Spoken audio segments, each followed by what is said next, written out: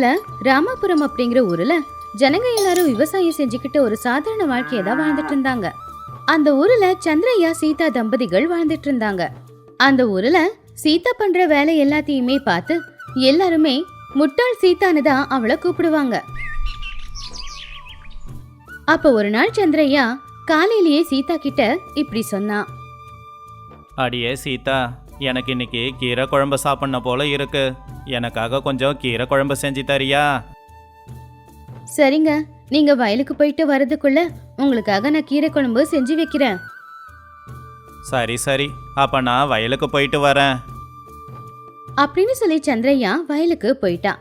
சீதா புருஷன் கிட்ட கீரை குழம்பு செய்யறதுக்கான ஏற்பாடுகளை அவ செஞ்சுக்கிட்டு இருந்தா.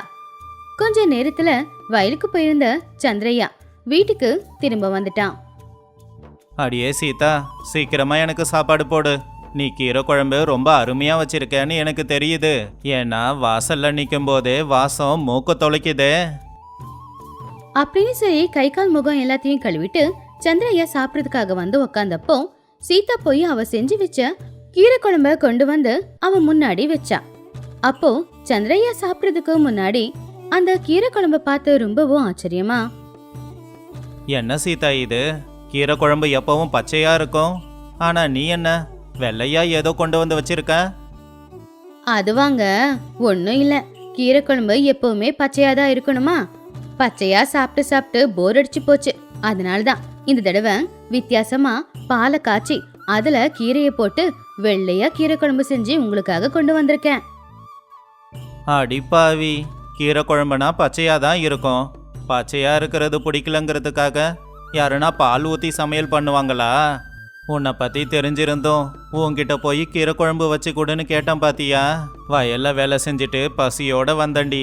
இப்போ இந்த குழம்ப பார்த்து என் பசி எங்கே போச்சுன்னே தெரியல. என்னங்க இது? நீங்க சொன்னதை செஞ்சாலும் குத்தம், சொன்னதை செய்யலனாலும் குத்தம். ஒவ்வொரு விஷயத்துக்கும் குத்தம் சொன்னா நான் என்னதான் பண்ண முடியும் சொல்லுங்க? அப்படின்னு சொல்லி சீதா கோவப்பட்டுக்கிட்டு அங்கிருந்து போயிட்டா. அப்போ சந்திரையா இதே மாதிரி சீதா பண்ற முட்டாள் வேலைகளை எல்லாத்தையும் பொறுத்துக்கிட்டு வேற வழி இல்லாம சகிச்சுக்கிட்டு வாழ்ந்துகிட்டு இருந்தான். இப்படி இருக்கும்போது ஒரு நாள் சந்திரையா தலைவலியோட கஷ்டப்பட்டுக்கிட்டு இருக்கும் போது அத பாத்துக்கிட்டு இருந்த சீதா அவ புருஷன்கிட்ட போனா. என்னங்க கவலைப்பட்டுக்கிட்டு இருக்கீங்க? என்னாச்சு? உடம்புக்கு ஏதாவது முடியலையா? ஆமா சீதா, எனக்கு என்னமோ தலைவலி ரொம்ப அதிகமா இருக்கு. என்னால எந்த வேலையும் செய்ய முடியல. அதான் வேற வழி இல்லாம அப்படியே அமைதியா உட்காந்துக்கிட்டு இருக்கேன். அப்படியா? இருங்க, ஒரு நொடியில உங்க தலைவலிய நான் சரியாக்கிடுறேன் அப்படின்னு சொல்லி சீதா உள்ள போகும்போது சீதாவை தடுத்து சந்திரையா இப்படி சொன்னாரு. அடியே சீதா, ஒரு நிமிஷம் இரு.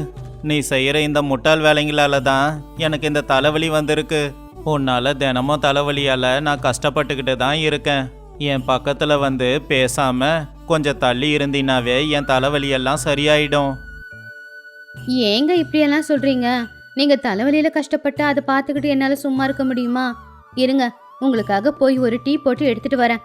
அந்த டீயை குடிச்சா உங்க தலைவலி எல்லாம் பறந்துடும். சரி, நான் என்ன சொன்னாலும் நீ கேட்க போறதில்ல. போய் டீ போட்டு கொண்டு வா. அப்படி கொஞ்ச நேரத்துல சீதா டீ போட்டு எடுத்துட்டு வந்து சந்திரையா கிட்ட கொடுத்தா. சந்திரையா அந்த டீயை குடிச்சு பார்த்துட்டு இப்படி கேட்டான். என்னடி இது? இந்த டீல என்னத்த கலந்த? இவ்வளோ கேவலமா இருக்கு இந்த டீ. ஒன்னும் இல்லைங்க, நீங்க தலைவலியில ரொம்ப கஷ்டப்படுறீங்க இல்லையா, அதனால டீல கொஞ்சம் தைலத்தை கலந்துட்டேன்.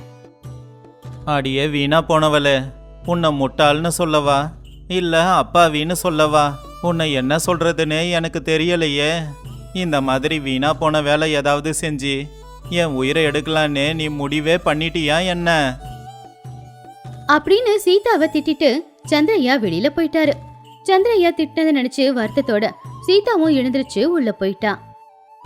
இப்படியே நாட்களும் போய்கிட்டு இருந்துச்சு. ஒரு நாள் சந்திரையா சீதா கிட்ட இப்படி சொன்னா. அடியே சீதா, நீ எப்பவும் ஏதாவது முட்டாள்தனம் பண்ணி என்ன பட்டினி போடுற. சாப்பிடாம என் உடம்புல இருக்கிற பலம் எல்லாம் கொஞ்சம் கொஞ்சமா போய்கிட்டு இருக்கு. அதனால வைத்தியரை போய் பார்த்தேன். அவரு நிறைய பழச்சாறு குடின்னு சொன்னாரு. அப்படி பழச்சாறு குடிச்சாதான் எனக்கு மறுபடியும் பலம் வருமா. நீ போய் சீக்கிரமா எனக்காக ஏதாவது ஒரு பழச்சாறு கொண்டு வா. சரிங்க, இப்போவே போய் பழச்சாறு போட்டு எடுத்துட்டு வரேன் அப்படின்னு சொல்லி சீதா போய் ஒரு கிளாஸ் நிறைய பழச்சாறு போட்டுட்டு வந்து சந்திரையாவுக்கு கொடுத்தா. சந்திரையா அத குடிச்ச உடனேயே அவனுக்கு மயக்கமா வந்துச்சு. அப்போ சந்திரையா சீதாவை பார்த்து, என்னடி இது குடிக்க இப்படி இருக்கு? ஆமா, இது ஏன் புளிப்பா இருக்கு? ஐயோ, இன்னுமா புளிப்பா இருக்கு? புளிப்பா இருக்க கூடாதுன்னு தானே இதுல நான் கொஞ்சம் சர்க்கரையையும் கலந்து இனிப்பா எடுத்துக்கிட்டு வந்தேன். அதெல்லாம் இருக்கட்டும், இந்த பழச்சாறை எந்த பழத்தை வச்சு நீ போட்ட? ஓ, அதுவா, நம்ம வீட்ல தக்காளி பழம் இருந்துச்சா, அதை வச்சுதான் போட்டேன். அடியே வீணா போனவளே, யாராவது தக்காளி பழத்தை வச்சு கூட பழச்சாறு போட்டு கொடுப்பாங்களா? அப்படி போட்டா அது எப்படிடி பழச்சாறு ஆகும்? என்னங்க நீங்க தானே சொன்னீங்க நேத்து வைத்தியரை போய் பார்த்தேன், அவரு பழச்சாறு குடிச்சா உடம்புக்கு பலம் வரும் அப்படின்னு சொன்னாருன்னு. அதனாலதான் வீட்ல இருந்த தக்காளி பழத்தை போட்டு நான் பழச்சாறு செஞ்சு எடுத்துட்டு வந்தேன். அதுக்கும் என்னமோ என்ன பிடிச்சி கத்திக்கிட்டு இருக்கீங்க. இங்க பாருடி, நான் கையெடுத்து கும்பிடுறேன். இனிமே உங்ககிட்ட நான் எதுவுமே கேட்க மாட்டேன். நான் ஏதாவது கேட்டு நீ ஏதாவது பண்ணி இந்த உலகத்தை விட்டே நான் போயிடுவனோன்னு பயமா இருக்குடி அப்படின்னு சொல்லி வருத்தப்பட்டு சந்திரையா அங்கிருந்து வயல் வேலைக்கு போயிட்டான். இப்படியே நாட்களும் போய்கிட்டு இருந்துச்சு. ஒரு நாள் வயல்ல வேலையை முடிச்சிட்டு பசியோட வந்துகிட்டு இருந்த சந்திரையாவுக்கு வேற வழி இல்லாம சீதாவை கூப்பிட்டு, அடியே சீதா, எனக்கு பசியில உயிர் போற மாதிரி இருக்கு. வயிற்றுக்குள்ள ஏதோ 4-5 எலி ஓடுற மாதிரியே இருக்கு. சீக்கிரமா எனக்காக எதனா சமைச்சு கொண்டு வரியா? அப்படின்னு சந்திரையா பாவமா கேட்டப்போ சீதம்மாவுக்கு கவலையாயிடுச்சு. அவ உடனே சமையல் அறைக்குள்ள போனா. கொஞ்ச நேரத்திலேயே சீக்கிரமா சமைச்சு புருஷனுக்காக அந்த சாப்பாட கொண்டு வந்து கொடுத்தா. அப்போ சந்திரையாவும் வயிறார அந்த சாப்பாட சாப்பிட்டான். ஆனா கொஞ்ச நேரத்துல சந்திரையாவுக்கு வயிறு வலி தாங்க முடியல. அவன் கத்த ஆரம்பிச்சான். அடியே சீதா, எனக்கு வயிறு ரொம்ப வலிக்குதுடி. வயிற்று வலியை என்னால் தாங்க முடியல. நான் கொஞ்ச நேரம் முன்னாடி வரைக்கும் நல்லா தானே இருந்தேன். நீ சமைச்சதை சாப்பிட்டதுக்கு அப்புறமா தான் எனக்கு வயிறு வலிக்குது. நல்ல பசியில் இருந்ததால எப்படி எதை சமைச்சேன்னு கூட கேட்காம நான் சாப்பிட்டுட்டேன்டி. ஆமா, நீ எனக்கு அப்படி என்னத்தை தான் சமைச்சு கொடுத்த? அத கேட்டதுமே சீதா கொஞ்சம் அப்பாவியா முகத்தை வச்சுக்கிட்டு இப்படி சொன்னா, அது நான் ஒன்னும் பண்ணலங்க. பெரியவங்க சொல்லுவாங்கல்ல, முள்ளால தான் எடுக்கணும் அப்படின்னு. அதான் நீங்க பசியில வயிற்றுக்குள்ள 4 எலி ஓடுற மாதிரி இருக்குன்னீங்களா, அந்த எலிய சாகடிக்கணும்னா எலி மருந்து கலக்கணும்ல, அதான் சாப்பாட்டுல கொஞ்சம் கலந்துட்டேன் அப்படின்னு அவ செஞ்ச முட்டாள் விஷயத்த அப்பாவித்தனமா சொல்லிக்கிட்டு இருந்தா. அதை கேட்டு சந்திரையா அவனுடைய உயிர் போயிடுமோ அப்படின்னு பயந்து போய் உடனே வைத்தியரை கூட்டிட்டு வா அப்படின்னு சொன்னான். சீதாவும் சரி அப்படின்னு உடனே போய் வைத்தியரை வீட்டுக்கு கூட்டிக்கிட்டு வந்தா. அப்போ வீட்டுக்கு வந்த வைத்தியர் சந்திரையாவை பார்த்து இப்படி சொன்னாரு. இங்க பாருங்க சந்திரையா, நீங்க எலி மருந்து சாப்பிட்டீங்கன்னு தெரிஞ்சுக்கிட்டு உடனே என்ன வரவழைச்சதால சரியா போச்சு. இப்போ உங்க உயிருக்கு எந்த ஆபத்தும் இல்லை. ஆனா கொஞ்சம் நான் தாமதமா வந்திருந்தா என்ன இருக்கும்னு யோசிச்சு பாருங்க. இப்படி கண்டபடி எதையும் சாப்பிடாதீங்க அப்படின்னு சொல்லி வைத்தியர் அங்கிருந்து போயிட்டாரு. அப்போ பாவம் சந்திரையா வயிறு வலி தாங்க முடியாம கஷ்டப்பட்டுக்கிட்டு இருந்தான். இதை எல்லாத்தையும் பார்த்துக்கிட்டு இருந்த சீதா வைத்தியர் சொன்னதை கேட்டு அவன் பக்கத்துல போனா. ஏங்க, என்ன மன்னிச்சிடுங்க. நான் செய்யற முட்டாள் வேலையை பார்த்து நீங்க என்னை எப்ப திட்டினாலும் நான் அதை ஒன்றும் பெருசா எடுத்துக்கிட்டதில்ல. ஆனா இன்னைக்கு நான் செஞ்ச வேலையினால உங்க உயிரே போற நிலைமைக்கு வந்துருச்சு. இப்பதான் எனக்கு புரியுது நான் செய்யறது எவ்வளவு முட்டாள்தனமான விஷயம் அப்படின்னு. இனிமே நீங்க என்ன சொன்னாலும் நான் பொறுமையா அதை கேட்டு யோசிச்சு பார்த்துட்டு நான் நல்லபடியாவே ஏதாவது செஞ்சு கொடுக்கறேன் அப்படின்னு தடவைய சீதா அவ செஞ்சது தப்புன்னு நினைச்சு ரொம்பவும் வருத்தப்பட்டுக்கிட்டு இருந்தா. அப்ப அத பாத்துக்கிட்டு இருந்த சந்திரையா சீதாவை பார்த்து, இங்க பாரு சீதா, எது நடந்தாலும் நல்லதுக்கு தான்னு பெரியவங்க சொல்லுவாங்க. அது உண்மைதான் போல. இன்னைக்கு என் உயிருக்கே ஆபத்து வராம போயிருந்தா நீ செஞ்சது தப்புன்னு நீ நினைச்சு பார்த்துருக்க மாட்ட. எப்படியோ இப்பவாவது நீ செய்யறதெல்லாம் முட்டாள்தனமான வேலைன்னு புரிஞ்சுக்கிட்டல, அதுவே போதும். இனிமேலாவது இந்த முட்டாள்தனத்தை எல்லாம் விட்டுட்டு ஏதாவது செய்யறதுக்கு முன்னாடி கொஞ்சம் பொறுமையா உக்காந்து யோசிச்சுட்டு அதுக்கப்புறமா செய், சரியா? அப்படி அன்னையிலிருந்து சீதா எந்த வேலை செஞ்சாலும் அவளுடைய முட்டாள்தனத்தினால அவசர அவசரமா ஏதாவது யோசிச்சு செய்யாம பொறுமையா யோசிச்சு புருஷன் கிட்ட கேட்டு புருஷன் இப்படி செய்யுன்னு சொன்னதுக்கு அப்புறமா தான் அதை செஞ்சுக்கிட்டு இருந்தா. ஒரு காலத்துல ரொம்பவும் அழகா இருந்த ஒரு சின்ன கிராமம் இருந்துச்சு. அந்த ஊர்ல ஜனங்க எல்லாருமே விவசாயம் செஞ்சுக்கிட்டு சாதாரணமான வாழ்க்கையை தான் வாழ்ந்துட்டு இருந்தாங்க. அந்த ஊர் ஜனங்க எல்லாரும் அவங்க வீட்டுல பண்டிகைனாலும் இல்ல ஊர் திருவிழானாலும் எல்லா ஊர் ஜனங்களையும் அவங்க ஊருக்கு வர சொல்லி எல்லாரும் ஒன்னா சேர்ந்துதான் அந்த பண்டிகையை கொண்டாடுவாங்க. இப்படியே நாட்களும் போய்கிட்டு இருந்துச்சு. ஒரு நாள் அந்த ஊரோட ஜமீன்தாரான மாதவையா அவருடைய மனைவியான மங்கம்மா கிட்ட இப்படி சொன்னாரு. அடியே மங்கம்மா, குடிக்கிறதுக்கு கொஞ்சம் டீ கொண்டு வந்து கொடு. உனக்கு தெரியும்ல, டீ குடிக்கலன்னா என் மூளையே வேலை செய்யாது. தினமும் சீக்கிரமா கொடுக்கறவ இன்னைக்கு இவ்வளோ நேரம் ஆகியும் ஏன் கொடுக்கல? அப்படின்னு கொஞ்சம் கோவமா கத்துனாரு. அதுக்குள்ள மங்கம்மா டீயை கொண்டு வந்து மாதவையா கிட்ட கொடுத்துட்டு இப்படி சொன்னாங்க. என்னங்க இது, ஒரு நாள் கொஞ்ச நேரமானதுக்கு இப்படி காட்டு கத்துன்னு கத்திக்கிட்டு இருக்கீங்க. நானும் உங்களை மாதிரி மனுஷி தானே. நான் என்ன எந்திரமா? வீட்டு வேலை எல்லாத்தையும் செய்ய வேண்டாமா? வீட்டு வேலை எல்லாத்தையுமே செஞ்சு முடிக்கணும், உங்களுக்கு தேவையானது எல்லாத்தையுமே பார்த்துக்கணும். அதனாலதான் எடுத்துட்டு வர்றதுக்கு கொஞ்சம் நேரம் ஆயிடுச்சு, அவ்வளவுதான் அப்படின்னு மங்கம்மா மாதவையா கிட்ட சொன்னா. அதை கேட்டு மாதவையா இப்படி சொன்னாரு. இங்க பாரு மங்கம்மா, உனக்கு எவ்வளவு வேலை இருந்தாலும் காலையில எனக்கு டீ மட்டும் சரியா கொண்டு வந்து கொடுத்துடு அப்படின்னு மாதவையா பொண்டாட்டி கிட்ட சொல்லிக்கிட்டு இருந்தாரு. சரியா அந்த நேரத்துல தான் பக்கத்து ஊர்ல இருந்த மாதவையோட நண்பனான சுப்பையா அவருடைய வீட்டுக்கு வந்தாரு. இது எல்லாத்தையும் கேட்டுக்கிட்டு இருந்த சுப்பையா இப்படி சொன்னாரு. என்னடா மாதவா, காலையிலேயே என் தங்கச்சியை இப்படி போட்டு திட்டிக்கிட்டு இருக்க? வர வர உனக்கு கோபம் அதிகமாயிக்கிட்டு இருக்கு. அப்படி சொல்லுங்கண்ணே, எப்ப பார்த்தாலும் ஏதாவது ஒரு காரணத்தை சொல்லி என்ன திட்டிக்கிட்டே தான் இருக்காரு. அதை கேட்டு மாதவையா எழுந்திரிச்சதுல இருந்தே என் பொண்டாட்டியை திட்டுறதுதான் என்னுடைய வேலைன்னு சொல்லி என் நண்பனுக்காக போய் சூட ஒரு டீ போட்டு எடுத்துட்டு வான்னு மங்கம்மா கிட்ட சொன்னாரு. அதை கேட்டதுமே மங்கம்மாவும் சரி அப்படின்னு சொல்லி டீ போட்டு எடுத்துட்டு வர்றதுக்காக உள்ள போனா.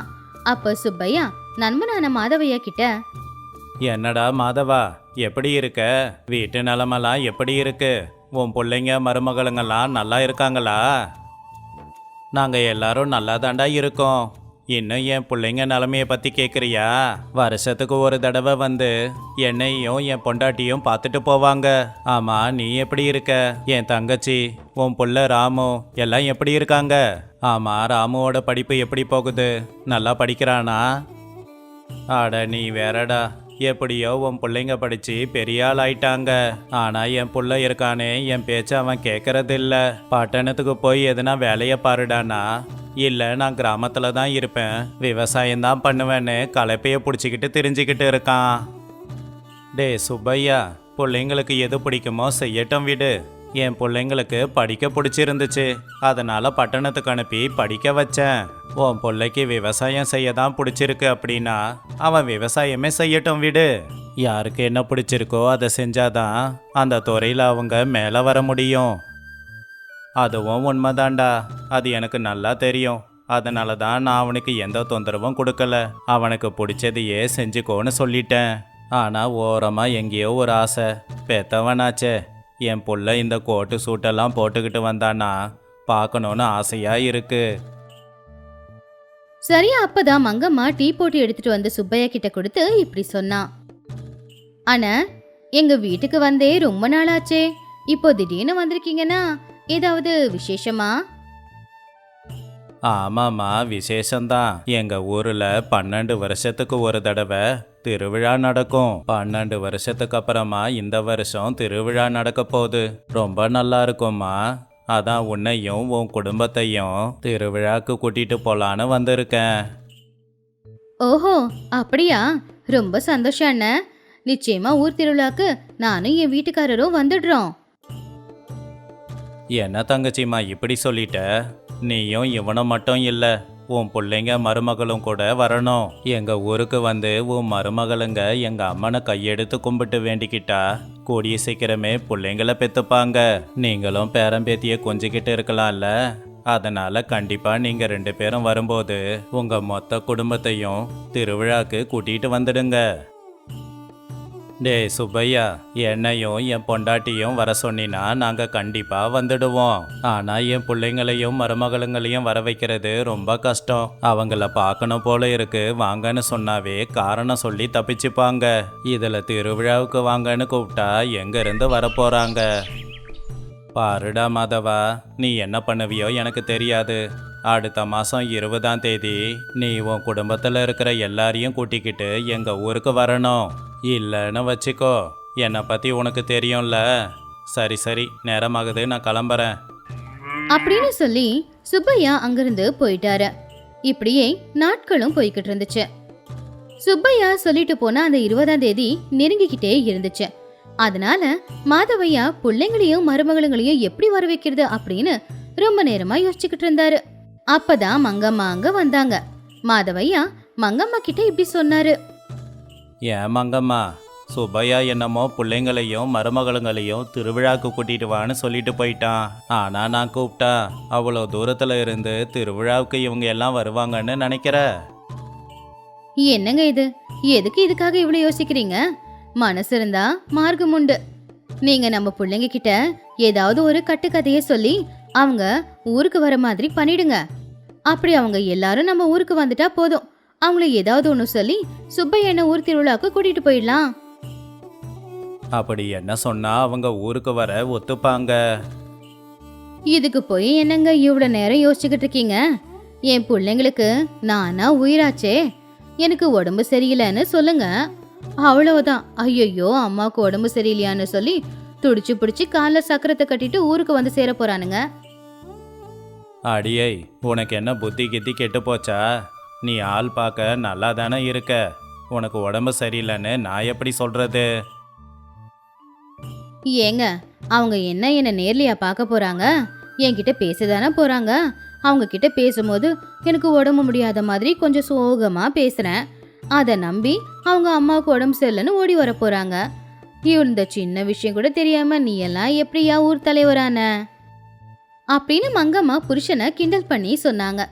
அதை கேட்டு மாதவையாவும் சரி அப்படின்னு சொல்லி, உங்க அம்மாவுக்கு ரொம்ப உடம்பு சரியில்லை, நீங்க வந்து பார்த்தா அவளுக்கு உடம்பு குணமாயிடும் அப்படின்னு பிள்ளைங்களுக்கு ஒரு கடுதாசியை எழுதி போட்டாரு. இப்படியே நாட்களும் போய்கிட்டு இருந்துச்சு. ஒரு நாள் விடிய காலையில நேரம் ஊர்ல இருந்து மாதவையா மங்கம்மாவோட பிள்ளைங்க 2 பேருமே அவங்கவுங்க பொண்டாட்டிங்களோட ஊருக்கு வந்து சேர்ந்தாங்க. அப்போ மாதவையாவோட மூத்த புள்ளையான சுரேஷ் இப்படி கேட்டான். அம்மா, உனக்கு உடம்பு சரியில்லைன்னு அப்பா கடுதாசி போட்டிருந்தாரு, எப்படிம்மா இருக்க? இப்ப பரவாயில்லையா, இல்ல பட்டணத்துல இருக்கிற ஆஸ்பத்திரிக்கு கூட்டிட்டு போகவா? உடனே சின்ன புள்ளையான ரமேஷ் இப்படி சொன்னான். அண்ணே, அம்மாவை எதுக்கு அவ்வளோ தூரம் கூட்டிட்டு போகணும்? பேசாம டாக்டரை இங்க கூட்டிட்டு வரலாம். அதை கேட்டு மங்கம்மா 2 பிள்ளைங்க கிட்ட இப்படி சொன்னாங்க. இங்க பாருங்க பசங்களா, எனக்கு கொஞ்சம் உடம்புக்கு முடியாம தான் இருந்துச்சு. ஆனா உங்க எல்லாரையும் பார்த்த உடனேயே என் நோயெல்லாம் என் உடம்ப விட்டு போயிடுச்சு. சரி போங்க போங்க, போய் எல்லாரும் குளிச்சுட்டு வாங்க, சமைச்சு வச்சிருக்கேன், வந்து எல்லாரும் சாப்பிடுங்க. கொஞ்ச நேரத்துல மாதவையா அவங்க கிட்ட இப்படி சொன்னாரு. டே சுரேஷ், ரமேஷ், எப்படியோ நீங்க 2 பேரும் ஊருக்கு வந்தது வந்துட்டீங்க. நம்ம சுப்பையா மாமாவோட ஊரில் கிருஷ்ணாபுரம், அங்க ஒரு பெரிய திருவிழா நடக்க போதாமா. அவன் வீட்டுக்கு வந்து குடும்பத்தோட வர சொல்லியிருக்கான். அதனால நாளைக்கு காலையிலேயே நாம எல்லாரும் போக வேண்டியதா இருக்கும். எல்லாரும் சீக்கிரம் படுத்து தூங்குங்க, காலையில எழுந்து சீக்கிரமாவே கிளம்பலாம். என்னப்பா, எல்லாரும் போகணுமா? ஆனா எல்லாரும் எப்படி திருவிழாக்கு போறது? என்னடா ஏதோ தெரியாத மாதிரி கேட்டுக்கிட்டு இருக்க? நாம எப்பவுமே எங்கேயாவது ஒன்னா போகணும்னா மாட்டு வண்டியில தானே போய் பழக்கம், அப்படியே போகலாம். ஏதோ புதுசா கேக்குற மாதிரி கேக்குறியே. நாளைக்கு காலையில நாம எல்லாரும் அதே மாட்டு வண்டியில தான் பக்கத்து ஊருக்கு போக போறோம் அப்படின்னு சொன்னாங்க மங்கம்மா. அப்படி அடுத்த நாள் காலையில ஊர் திருவிழாவுக்கு போறதுக்காக எல்லாருமே தயாரானாங்க. அப்போ மாட்டு வண்டியை கொண்டு வந்து நிப்பாட்டிட்டு மாதவையா இப்படி சொன்னாரு. வாங்க வாங்க, எல்லாரும் வந்து வண்டியில சீக்கிரம் ஏறுங்க. அப்போ சுரேஷ் வந்து இப்படி சொன்னான். அப்பா அப்பா, இன்னைக்கு மாட்டு வண்டியை நான் ஓட்டுறேன்ப்பா. சின்ன வயசுல இருந்தே நீங்க தானே ஓட்டிக்கிட்டு இருக்கீங்க.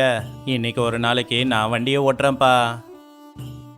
அப்படின்னு சுரேஷ் கேட்டதுக்கு மாதவையாவும் சரி அப்படின்னு சொல்லிட்டாரு. அப்படி சுரேஷ் அந்த மாட்டு வண்டிய ஓட்ட ஆரம்பிச்சான்.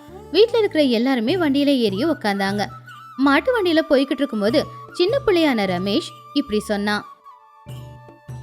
ஆமா, சின்ன வயசுல நாம இப்படிதான் வண்டியில போவோம் இல்ல? அப்பா மாட்டு வண்டியை ஓட்டுவாரு. நானு, நீ, அண்ணா 3 பேரும் பின்னாடி உக்காந்துக்கிட்டு கதை பேசி சிரிச்சுக்கிட்டே போய்கிட்டு இருப்போம். உண்மையிலேயே இந்த மாட்டு வண்டியில போறது எவ்வளோ நல்லா இருக்குமா. ஜில்லுன்னு காத்து வீசுது. அப்படியே இயற்கையை ரசிச்சுக்கிட்டே போறது ஒரு சுகம்தான். இந்த சுகமெல்லாம் வேற எதுலையும் நிச்சயமா கிடைக்காது. அத கேட்டுக்கிட்டு இருந்த சுரேஷும் இப்படி சொன்னான். டே ரமேஷ், உனக்கு ஒன்று ஞாபகம் இருக்கா? நம்ம சின்ன வயசுல இதே மாதிரி கிருஷ்ணாபுரம் திருவிழாக்கு போகும்போது அப்போ மாட்டு வண்டி சக்கரம் உடஞ்சி போச்சு. அப்போ சாயந்தரம் நேரம் வேற ஆயிடுச்சு. வேற வழி இல்லாம மாட்டு வண்டிக்கு கீழே போர்வையை போத்திக்கிட்டு நாம எல்லாருமே படுத்து தூங்கணுமே. ஆமாண்ணே, ஞாபகம் இருக்கு. அன்னைக்கு வண்டியோட சக்கரம் உடைஞ்சி நாம 2 பேர் கீழே விழுந்தோம். பெருசா அடிபடலை. அப்போ மாடுங்க எப்படியோ மெதுவா போய் சமாளிச்சிடுச்சுங்க. அது மட்டும் இல்லாம மாட்டு வண்டி மரத்துல பண்ணதில்ல, அதான் நமக்கு அவ்வளவா அடிபடலை. அப்படி அவங்க 2 பேரும் பேசிக்கிட்டு இருக்கும்போது மாதவையா இப்படி சொன்னாரு. ஆமா, மாட்டு வண்டியில பயணம் செய்ய கொடுத்து வச்சிருக்கணும். நாம மாட்டு வண்டியில போய்கிட்டு இருக்கும்போது எங்கேயாவது தங்கணும்னு சூழ்நிலை வந்தா கூட அந்த மாட்டு வண்டியிலேயே ஒரு போர்வையை போத்திக்கிட்டு படுத்து தூங்கலாம். இந்த மாட்டு வண்டி தான் விவசாயிங்களுக்கு நண்பன். எத்தனை அரிசி மூட்டையை வேணும்னாலும் இந்த வண்டி சுமந்துக்கிட்டு போகும். அது மட்டுமா, எவ்வளவு தூரம் வேணும்னாலும் பாதுகாப்போட இந்த வண்டியில போயிட்டு வரலாம். அதனால தான் இந்த வண்டி விவசாயி நண்பன் அப்படின்னு சொன்னாரு மாதவையா. அப்படி அவங்க எல்லாரும் மாட்டு வண்டியில பயணம் செஞ்சுக்கிட்டு மாட்டு வண்டியோட பெருமையை பத்தி சொல்லிக்கிட்டு இருந்தாங்க. சின்ன வயசுல மாட்டு வண்டியில பயணம் செய்யும் போது என்னெல்லாம் நடந்துச்சோ அது எல்லாத்தையுமே நினைச்சு பார்த்துக்கிட்டு ரொம்பவும் சந்தோஷமா வண்டியில போய்கிட்டு இருந்தாங்க.